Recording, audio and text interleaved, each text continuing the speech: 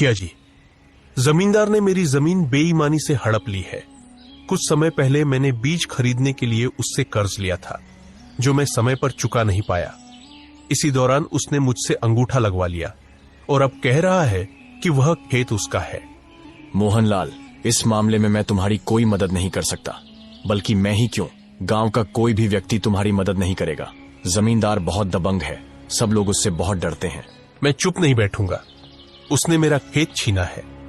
एक किसान के लिए उसकी जमीन मां के समान होती है। इतना कहकर मोहनलाल सीधे केशव नगर राज्य की ओर चल पड़ा और राजा विक्रम के दरबार में जा पहुंचा। महाराज, जमींदार ने थोड़े से धन के बदले मेरा खेत हड़प लिया है। मैं एक गरीब किसान हूं, सालों से अपनी जमीन पर मेहनत कर रहा हूं। पिछले मौसम में फसल बर्बाद हो गई थी, इसलिए मजबूरी में मैंने जमींदार से थोड़ा सा कर्ज लिया। बीज लेते समय उसने मुझसे एक कागज पर अंगूठा भी लगवा लिया। अब वह कहता है कि खेत उसका है। महाराज, मेरे लिए वो जमीन सिर्फ खेत नहीं, मेरी रोजी रोटी, मेरी इज्जत और मेरी मां जैसी है। मुझे न्याय चाहिए महाराज।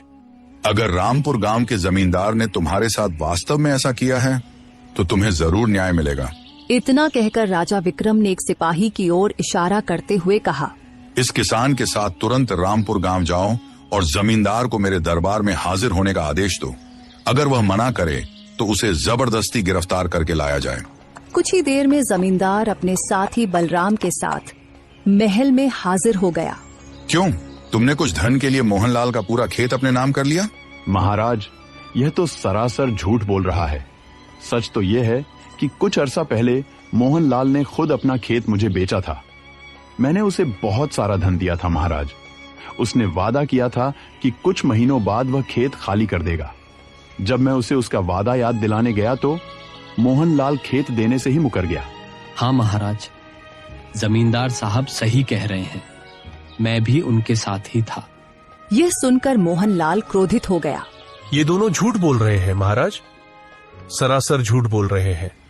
मैंने खेत नहीं बेचा था, मैंने तो बस थोड़ी सी रकम उधार ली थी, वो भी बीज खरीदने के लिए।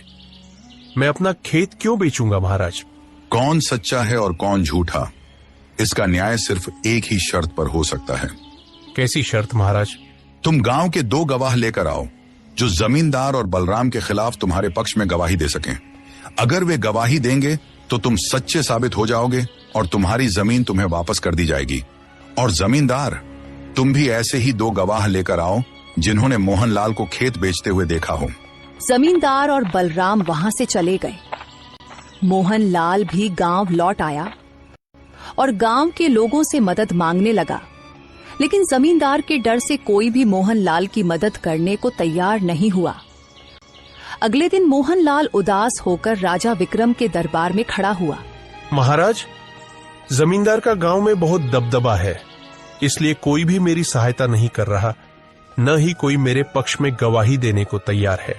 तभी जमींदार बलराम के साथ वहां पहुंच गया। उसके साथ मुखिया और बलिया भी थे। महाराज, यह मेरे गांव का मुखिया है और यह मेरे गांव का बलिया नाम का सम्मानित नागरिक है। गांव में इन दोनों का बहुत सम्मान है। मैंने इन दोनों के सामने ही मोहनलाल से उसकी जमीन खरीदी थी महाराज, और उसे बहुत सारा धन भी दिया था। आप पूछ लीजिए। हाँ महाराज, जमींदार सच कह रहे हैं, हमने सब कुछ अपनी आंखों से देखा था। हाँ महाराज, जमींदार ने मोहनलाल को धन दिया था और उसने अपना खेत उसे बेच दिया था। जमींदार तो अपने गवाह ले आया, लेकिन तुम कोई गवाह नहीं ला सके मोहनलाल, तो न्याय तो हो गया, खेत जमींदार के पास ही रहेगा। मोहन